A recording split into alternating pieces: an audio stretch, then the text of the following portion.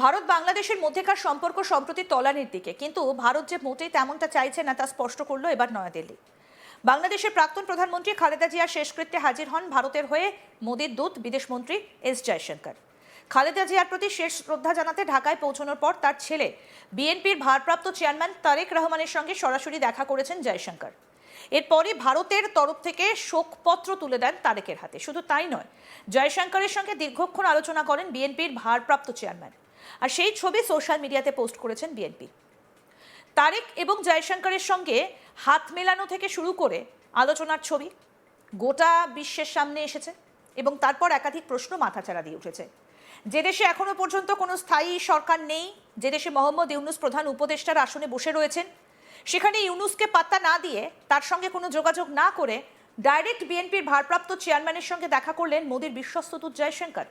আর এই সাক্ষাৎ আগামী দিনে যথেষ্ট বার্তাবহ বলেই মনে করছেন আন্তর্জাতিক বিশেষজ্ঞরা। নরেন্দ্র মোদীর দম দেখে এখন থেকেই কাঁপতে শুরু করেছেন ইউনূস। প্রয়াত খালেদা জিয়া, বেগম খালেদা জিয়া 1991 সাল থেকে 3 বার বাংলাদেশের প্রধানমন্ত্রী হিসেবে দায়িত্ব পালন করেছেন। তিনি বাংলাদেশের প্রথম নারী প্রধানমন্ত্রী। আর খালেদা জিয়ার মৃত্যুর খবর পেয়ে তার শেষকৃত্যে হাজির হন ভারতের বিদেশমন্ত্রী এস জয়শঙ্কর। বুধবার সকালেই তিনি ঢাকায় পৌঁছন। ভারতীয় বিমান বাহিনীর একটা বিশেষ ফ্লাইটে বুধবার বেলা 11:30টার দিকে ঢাকায় পৌঁছন ভারতের বিদেশমন্ত্রী। বাংলাদেশ বিমান বাহিনীর ঘাঁটি বাসারে তাকে স্বাগত জানাতে উপস্থিত ছিলেন ইউনূস সরকারের উপদেষ্টা। তারপরই ঢাকায় বিএনপির ভারপ্রাপ্ত চেয়ারম্যান তারেক রহমানের সঙ্গে দেখা করেন। তার হাতে ভারতের শোকপত্র তুলে দেন।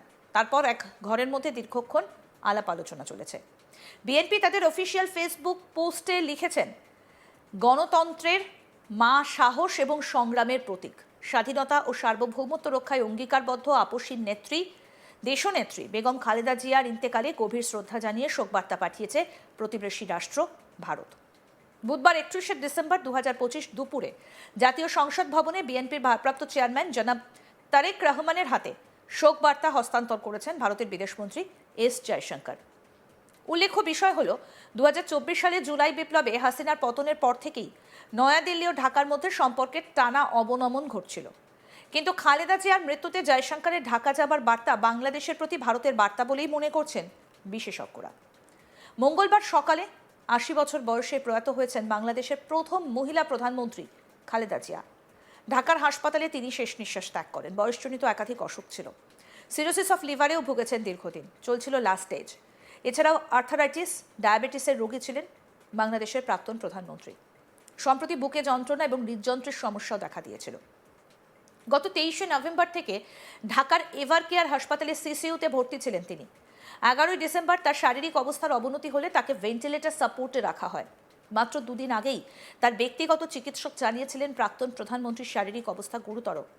একটি ফেসবুক পোস্টে বিএনপি জানিয়েছে, মঙ্গলবার ভোর 6টা নাগাদ চিকিৎসকেরা খালেদা জিয়াকে মৃত বলে ঘোষণা করেন।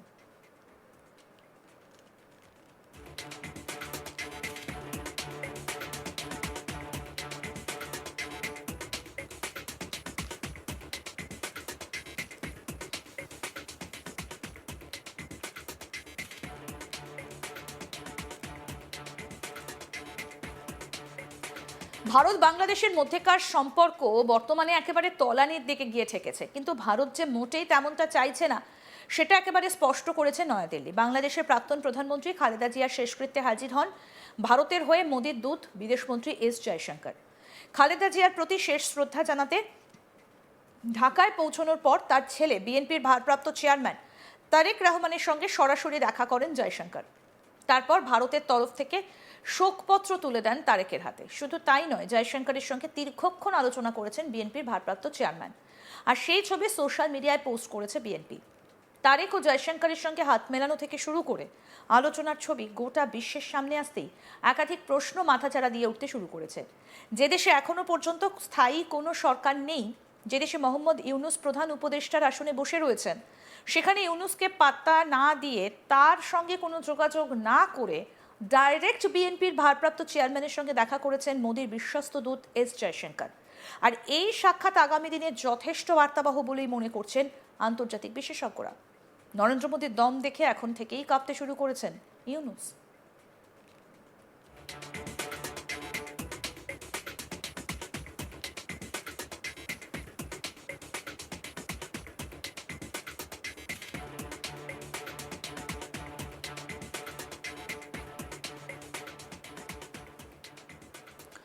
প্রয়াত খালেদা জিয়া, বেগম খালেদা জিয়া 1991 সাল থেকে 3 বার বাংলাদেশের প্রধানমন্ত্রী হিসেবে দায়িত্ব পালন করেছেন।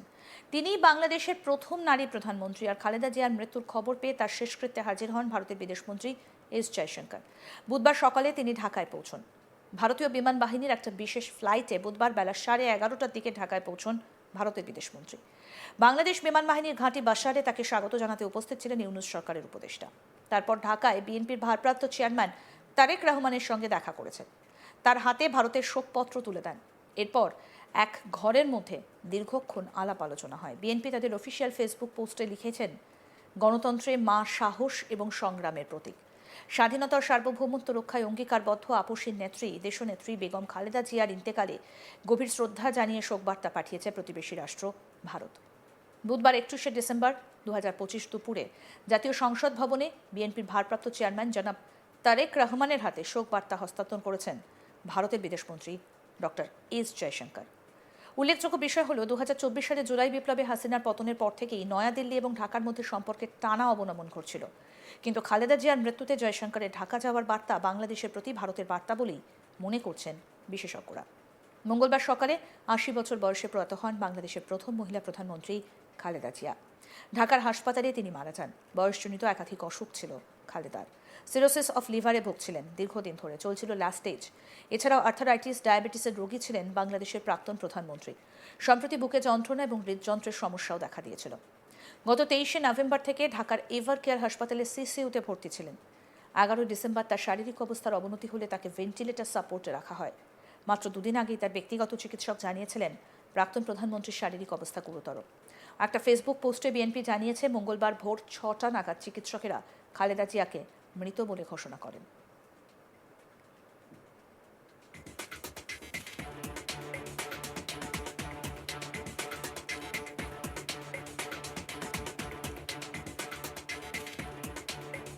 প্রয়াত বাংলাদেশের প্রথম মহিলা প্রধানমন্ত্রী খালেদা জিয়া। বয়স হয়েছিল 80 বছর। তার সঙ্গে শেষ হয়ে গেল বাংলাদেশের রাজনৈতিক ইতিহাসের সবথেকে প্রভাবশালী, আলোচিত আর বিতর্কিত অধ্যায়ের। ইতি পড়ল শেখ হাসিনা এবং খালেদা জিয়ার মধ্যে চিরস্থায়ী দ্বন্দ্বের। দক্ষিণ এশীয় রাজনীতিতে এই দুই বেগমের লড়াই ব্যাটল অব দ্য বেগমস হিসেবে বিশ্বজুড়ে পরিচিত।